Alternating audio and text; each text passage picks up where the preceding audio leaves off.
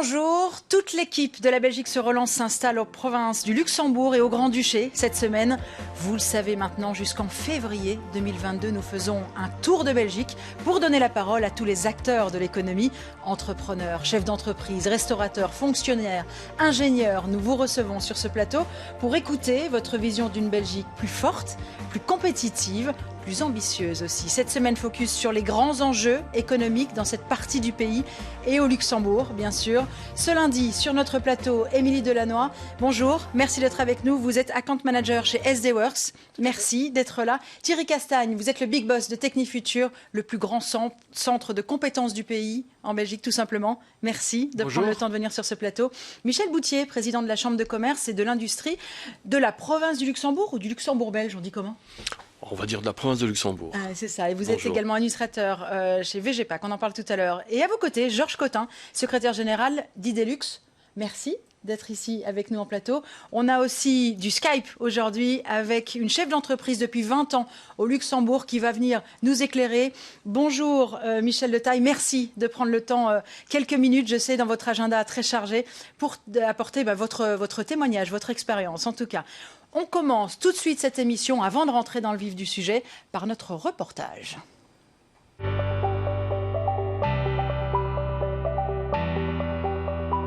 Martin. Bonjour, bienvenue à la boulangerie de lait à Marchand-Famenne. Il faut se lever tôt pour venir ici. Tout à fait, il faut se lever très tôt. Les premiers boulangers commencent à 22 h et puis les suivants enchaînent au fur et à mesure de la nuit. Et tu es la 5e génération. 5e génération, oui, de boulangers et pâtissiers. On y va? Allez, c'est parti.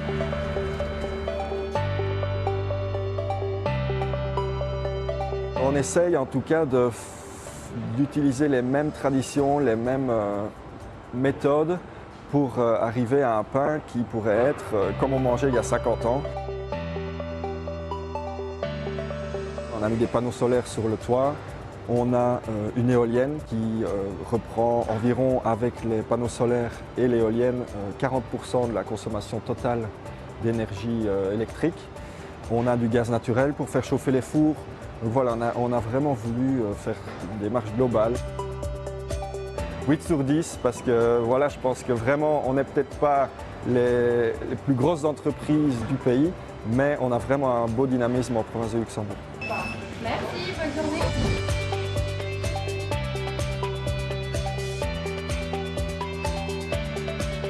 Bonjour Thierry. Bonjour Charlotte, bienvenue à Technifutur. Merci. Alors, qu'est-ce qu'on fait ici ? Technifutur, c'est un centre de compétences. Et en fait, on est actif et leader d'ailleurs en formation technologique pour les différents publics, personnels et dirigeants d'entreprises, les demandeurs d'emploi qui sont les futurs travailleurs, mais également le monde de l'enseignement. Donc c'est un gros centre de compétences. En 2019, nous avions un chiffre de 19 millions d'euros. Il y a 10 ans, c'était moitié moins. Donc nous avons eu en 10 ans quasiment un doublement de notre activité. Et donc cette volonté de croissance et de qualité, c'est quelque chose évidemment qui est important pour nous.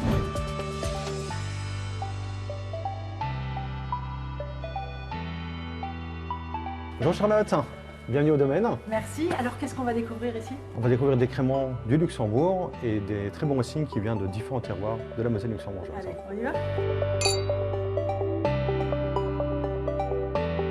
On est parti d'une certaine qualité, on a été beaucoup plus loin dans la qualité et on arrive maintenant à rayonner, on va dire, au Luxembourg, également aussi à l'étranger avec des produits de qualité.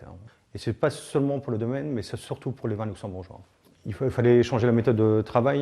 Par exemple, dans le vignoble, c'était de baisser des rendements, d'investir dans du matériel de qualité aussi, de bien s'équiper au niveau de la cuverie, des presses, de s'équiper avec des belles barriques qui venaient aussi de l'étranger, enfin des choses comme ça. Je dirais 9 sur 10. Je crois qu'il ne manque pas grand-chose en fait. Mais c'est vrai qu'on peut toujours avoir quelque chose de plus, je veux dire, mais on a les transports en commun qui sont gratuits, la sécurité sociale est très bien faite, les retraites sont assurées comme il faut par rapport à d'autres pays.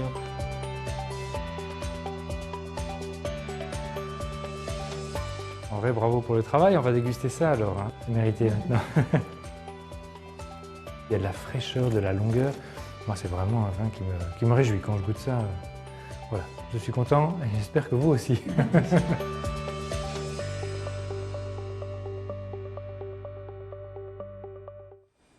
Michel de Taille, je sais que vous avez que quelques minutes à nous consacrer, donc je vais en profiter et commencer avec vous. On a terminé ce reportage avec des images du Luxembourg. Hein, nous étions au domaine Alice Hartmann. Vous les connaissez, j'imagine. Est-ce qu'on parle déjà de relance au Luxembourg par rapport au milieu de cette crise sanitaire qui n'en finit plus ? Oui, on parle de relance dans tous les secteurs, dans l'industrie, dans les services, dans l'ORECA, même si les quelques derniers jours sont un peu plus compliqués. Mais la relance, en fait, elle passera par l'excellence. Et je suis ravie des deux reportages que je viens de voir, parce que dans des domaines très différents, c'est vraiment de l'excellence. C'est ce qui va nous permettre d'avancer. Technifutur est un centre que je connais bien, on l'utilise beaucoup dans notre entreprise. Et on s'y emploie pour que Technifutur puisse aussi travailler plus avec les industries du Luxembourg. Quant à Alice Hartmann, c'est comme beaucoup de vignerons au Luxembourg. Depuis 25 ans, ils ont fait une progression incroyable. Et si on veut, en Belgique et au Luxembourg, grandir et saisir la relance, il faut qu'on soit dans l'excellence à tous les niveaux. La formation, l'industrie, l'ORESCA, tout doit être très bon. On n'a pas le choix, et puis c'est quand même mieux de bien travailler que de travailler tout court. Alors, on ne pouvait pas avoir meilleur passe-parole pour arriver chez vous, Thierry. Avec une entrée en matière comme ça et plus de collaboration entre Luxembourg et Technifutur, c'est au programme ? Oui, donc c'est un sujet qui est important. D'abord, je rappelle Technifutur, donc est une initiative qui a été créée il y a 30 ans déjà, qui était un peu précurseur, puisque c'est un partenariat privé-public. C'est un centre de formation créé par l'industrie pour l'industrie, mais les pouvoirs publics, le forum, l'enseignement, ils sont présents aussi. Et Agoria, qui était à l'initiative avec les partenaires sociaux, donc la Fédération de l'industrie technologique, c'est sa branche Liège-Luxembourg, qui l'a créé, ainsi que les métallos de la CSC de la FGTB, qui étaient également ceux de Liège-Luxembourg. Donc, dès le départ, cet ADN à Technifutur, Liège-Luxembourg, et ce réflexe est présent. Bien entendu, on a vu les images ici, Technifutur est sur 2 sites, un à Seraing et un à Francorchamps, le campus Francorchamps, pour développer ses formations dans 3 pôles d'activité, industrie, numérique et mobilité. Et des investissements, on a vu peut-être quelques images ici, sont très très lourds. C'est ce qui fait d'ailleurs qu'il y a 20 000 personnes, travailleurs, monde de l'enseignement et demandeurs d'emploi qui viennent en formation chaque année. C'est la mutualisation des ressources, mais qui ne serait pas possible d'installer dans toutes les écoles, dans toutes les entreprises. On est d'accord, vous avez un vrai rôle à jouer. Et donc la présence par rapport à nos clients, si on peut dire, que sont les entreprises, que sont les demandeurs d'emploi, les écoles, se fait tantôt par une présence sur les sites, à Stavelot, enfin Francorchamps ou à Seraing, mais de l'ordre de 20% de nos formations se donnent à l'extérieur, donc chez les clients. Donc nous avons des collaborations et des présences à Bastogne, à Neuchâteau, à Libramont, enfin dans les entreprises, dans les écoles. Et donc on est très attentif, on en parlait tout à l'heure avec Georges, à supporter toutes les initiatives qui sont possibles et qui sont prises, notamment dans la cybersécurité, dans le spatial, dans l'industrie. On a des formations depuis des années avec une école à Bastogne, notamment autour des métalliers, où nous sommes présents avec nos formateurs ou des équipements qu'on transporte là-bas. Donc le réflexe Luxembourg pour Technifutur est dans notre ADN. Et Michel parlait d'excellence, ça vous parle ? L'excellence, c'est quelque chose d'important aussi. Donc on essaye de combiner chaque fois cette volonté, cette exigence d'excellence, parce que les entreprises, le marché de l'emploi, quand on parle des métiers du futur, le numérique, qui impacte tous les métiers, y compris ceux de l'industrie, suppose qu'il y ait un niveau d'excellence qui soit atteint pour permettre l'insertion professionnelle. D'un autre côté, nous avons un public, et en province de Luxembourg, je rappelle qu'il y a 11 000 demandeurs d'emploi inoccupés, notamment, et il nous faut aller chercher aussi, tendre la main vers ces personnes qui sont éloignées de l'emploi et leur permettre, avec le forum notamment, d'avoir les prérequis pour entrer en formation. Donc c'est pas inconciliable, il faut à la fois avoir cette exigence d'excellence pour rencontrer les besoins d'insertion des entreprises, mais il faut aussi tendre la main et être attentif aux 11 000 personnes en province de Luxembourg, et si j'ajoute en plus ceux qui sont en décrochage scolaire, dans les écoles, etc. Donc on peut combiner, de notre point de vue, l'économique et le social de manière harmonieuse. Michel, à la Chambre de commerce, l'excellence, ça vous parle ? C'est une obligation. C'est une obligation. On est dans un environnement où, on le sait, on a des entreprises de très très grande qualité. On a du top mondial dans notre province. On a des entreprises comme L'Oréal, Ferrero-Warden, etc. On a aussi des entreprises locales de grand renom. Je vais pas toutes les citer, mais je pense à Ouyou, je pense à Marcassou, etc. Donc on se doit d'être au top niveau à la Chambre de commerce et de réunir face aux demandes, face aux besoins des entreprises, crise, un niveau de compétence parfait. Oui. Voilà. Georges, écoutez, l'excellence, ça vous parle aussi? Écoutez, Charlotte, moi, je rejoins entièrement les propos de Michel de Taille. Vous savez, en province du Luxembourg, comme partout d'ailleurs, je pense aujourd'hui, l'excellence est un défi, c'est une opportunité, c'est une obligation. Nous avons la chance en Wallonie, en province du Luxembourg, d'être au cœur de l'Europe. Et dans une série de matières, on a parlé de la cybersécurité, on peut parler de secteur du bois, des sciences du vivant, de la logistique, pour exister demain et pour hisser notre province et la Wallonie parmi les meilleurs, on se doit d'avoir cette exigence d'excellence. Et ce que nous essayons de faire au niveau du groupe Idelux, c'est d'être un acteur important pour que demain, nous soyons parmi les meilleurs en Europe. Michel de Taille, je sais qu'on doit bientôt vous libérer. J'arrive chez vous, Émilie, en plateau. Mais une dernière question quand même, au niveau de vos activités et du Luxembourg. Je le répète, vous êtes chef d'entreprise depuis 20 ans. Est-ce que cette crise, dont on n'est pas encore sorti, vous allez quand même réussir à en sortir grandi? Oui, d'abord parce que c'est le défi de tous les entrepreneurs, c'est de sortir grandi de tout ce qui arrive. C'est une crise qu'on n'avait pas prévue, qu'on n'avait pas connue, mais tous les jours, nous sommes confrontés à des défis. Aujourd'hui, ils sont particuliers. Et je crois que ce qui va vraiment changer pendant quelques années, c'est la difficulté d'avoir des approvisionnements fiables. Et aujourd'hui, plus aucun fournisseur n'est vraiment fiable. Ceux qui avaient les meilleurs délais, les meilleurs prix, aujourd'hui, ils sont soumis à des aléas qu'on n'imagine pas. Et ça ne va pas se terminer tout de suite. Mais il faut que l'entreprise soit, j'ai employé un mot qu'on emploie trop, mais soit résiliente, c'est-à-dire qu'elle arrive à se sortir des difficultés en étant meilleure qu'avant.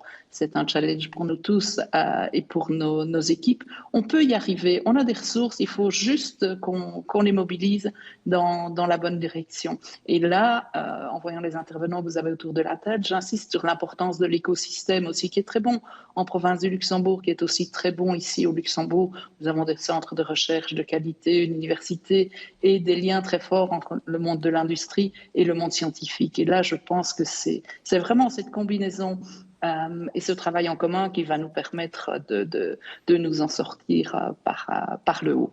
Merci beaucoup, Michel de Taille, d'avoir pris quelques minutes dans votre agenda précieux pour témoigner dans cette émission. À très bientôt. Merci beaucoup. Émilie, au niveau des SDWorks et de cet accompagnement RH que vous êtes, comment vous vivez cette crise au quotidien? Est-ce que les nouvelles mesures qui ont sonné le 17 novembre en Belgique relancent et rebattent les cartes? Comment vous gérez ça? Eh bien, je rejoins vraiment tout ce qui a été dit au départ, dans le début. La compétence, c'est vraiment finalement le point de départ. Maintenant, c'est vraiment ce qui a changé dans la relation qu'on a avec les différents employeurs et entrepreneurs. C'est de recentrer finalement les grandes questions au niveau stratégique sur base de la compétence individuelle. Donc on s'est rendu compte que pour relever ce nouveau défi, eh bien, il faut d'abord motiver le personnel qui a été soumis à grande épreuve, tout secteur confondu. Et donc, ça a permis quelque part, même si c'est contraint, aux dirigeants, aux managers, de prendre le recul nécessaire pour se dire, bon, aujourd'hui, finalement, qui sait faire quoi et comment est-ce qu'on peut finalement fédérer de nouveau, comment est-ce qu'on peut renouer le contact pour avoir l'esprit d'appartenance et les idées nécessaires. Ça veut dire que sans cette crise, on ne l'aurait pas fait? Alors, sans cette crise... En tout cas, l'expérience que moi j'ai au niveau de la province du Luxembourg en particulier, c'est une approche qui était différente. Avant la Covid, on voyait les ressources humaines plus comme un centre de coût et l'optimalisation salariale était la priorité au niveau des rendez-vous que je pouvais avoir, les échanges que je pouvais avoir. Aujourd'hui, les nouvelles tendances, avec ou sans la Covid, puisque ça a accéléré, je dois dire, la réflexion au niveau de l'autonomie, la flexibilité du travail, etc. Ce sont des grands concepts qui reviennent en permanence, mais c'est devenu une priorité parce qu'on a besoin de ça. Je pense que les entrepreneurs ont besoin de pouvoir compter, de pouvoir utiliser des outils digitaux, notamment qu'on met à leur disposition pour savoir quelles sont les compétences présentes, faire le lien avec les fonctions et encourager les individus, les travailleurs dans leur évolution et dans leur épanouissement, qui est devenu aussi, à cause de la crise, en fait, un point central de réflexion dû à l'introspection, etc., par laquelle tout le monde est passé finalement via la Covid. Oui, mais ça c'est important. Thierry, vous avez aussi eu ce sentiment que d'un seul coup, il y avait un autre virage qui se prenait, qui était négocié et qui donnait plus de qualité finalement au rapport employeur-employé? Vous avez ressenti ça? Oui, Enfin, je me souviens toujours du choc, comme tous les Belges, je crois, à la mi-mars 2020. Donc ça fait déjà presque 2 ans. Et en fait, les deux réactions que j'ai senties, en tout cas Technifutur, mais je crois que la population, c'est à la fois une très grande solidarité. Oui. On était tous dans le même bateau, on était choqués, on a reçu une grosse claque. On nous dit du jour au lendemain, il faut arrêter les activités, quoi. Enfin, dans tous les milieux, c'est quand même inédit. Donc une solidarité, mais alors aussi une incroyable agilité. Donc je trouve quand même que, et j'ai aussi d'autres mandats, notamment dans le monde de l'enseignement, à la présidence de la Fondation pour l'enseignement ou à la RES. Les écoles, de la même manière, ont mené le même chemin, c'est-à-dire réinventer la manière de travailler, les new way of working, avec le télétravail, on en reparlera peut-être, mais aussi les nouvelles manières de se former, et les new way of learning, comme on dit aujourd'hui. Et le distanciel, finalement, et évidemment, on aurait tous préféré éviter cette foutue crise du Covid, mais a peut-être été aussi une opportunité qu'il faut continuer à nourrir. C'est ça. Et l'humain a repris une place très importante dans ce cadre-là, parce que quand on parle du distanciel en matière de travail, télétravail, ou en matière d'apprentissage, de formation, avec toute la téléformation, les webinaires, enfin le tutoriel, c'était l'introduction du numérique d'abord qui a fait un bond en avant dans l'espace professionnel ou de formation. Mais ça a été également l'occasion de revoir comment remettre du lien entre les personnes. Alors on sait bien que basculer entièrement vers le distanciel, c'est pas possible. Exactement. Parce que l'humain a besoin de contact physique, de se rencontrer autour de la machine à café, etc. Mais on a un équilibre quand même qui se fait progressivement, et à Technifutur singulièrement. Évidemment, pour les formations techniques, quand vous êtes soudeur ou quand vous êtes électromécanicien ou technicien en usinage, il faut quand même aller sur les machines à un moment donné. Aujourd'hui, on est à 4 jours de télétravail pour tout le monde, puisqu'on a quand même la 4e vague. Mais les activités qui nécessitent d'être présents sur site, en production, dans la plupart des entreprises du Luxembourg comme ailleurs, vous devez être quand même, quand vous êtes dans une industrie, autour de votre machine. Mais cette combinaison présentielle-distancielle, on peut former l'espoir en tout cas que ça continue durablement. Et pour prendre notre exemple, nous sommes passés déjà depuis 2 ans maintenant à un règlement de travail qui intègre le télétravail 2 jours semaine. Et après le Covid, ça continuera, puisque c'est dans le règlement de travail aujourd'hui. Donc cet équilibre vie professionnelle, vie professionnelle et vie privée, je crois que c'est un plus aussi pour l'humain et pour tous les collaborateurs. Michel, vous êtes face à des secteurs d'activité très différents, au sein de la Chambre de commerce, forcément. Est-ce que vous avez senti ce virage et cette importance donnée beaucoup plus à la qualité du travail, au confort de vie? Vous avez senti ça? Alors, ça a d'abord été toujours une préoccupation, je pense, de l'ensemble des entrepreneurs, incontestablement. Oui, mais ça, c'est un peu sur papier. Après, on est débordé, on néglige un peu. Et j'ai envie de dire, évidemment, ça s'est encore un petit peu accéléré parce que beaucoup de gens ont pris conscience de la fragilité des choses, et notamment des relations humaines. Et je voudrais simplement rebondir sur le télétravail. Alors le télétravail, effectivement, c'est une bonne chose, c'est indispensable, c'est bon pour l'environnement, etc. Mais c'est quand même parfois compliqué. Ça fait des ravages aussi. Ça fait des ravages aussi dans les petites entreprises. On sait à quel point les relations humaines sont importantes, et la communication et surtout la créativité, n'oublions pas, est indispensable. On a besoin de toutes les idées dans toutes les entreprises, on a besoin de chacune et de chacun. Et donc, parfois, le télétravail freine un peu, ou en tout cas peut un peu freiner, je dirais, cet aspect du travail, finalement, des équipes. Donc, c'est important. Je pense que les petites entreprises et les toutes petites entreprises, évidemment, ont dû s'adapter très rapidement. Ça n'a pas été simple, ça a été coûteux. Et ça aussi, elles ont besoin d'aide aussi à ce niveau-là. Elles ont besoin d'aide. Certes, elles évoluent, elles améliorent le système, mais ça reste quand même assez impactant et pas toujours de manière très positive. Vous avez combien de membres en province du Luxembourg ?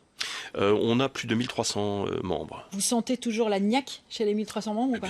Bien sûr. Parce que cette crise, elle fait des dégâts aussi. Pour vous donner un exemple concret, nous étions plus de 604 personnes donc, à notre soirée du 8 octobre, donc notre soirée annuelle qui n'avait pas eu lieu donc, l'année passée. On s'est interrogé sur le nombre de personnes qui allaient venir et c'était un succès. On a refusé du monde dans les derniers jours. Enfin, les gens en ont besoin. Les gens en ont besoin, absolument. Allez, on va se quitter quelques instants, juste le temps d'une page de pub. On se retrouve juste après pour la suite de cette émission.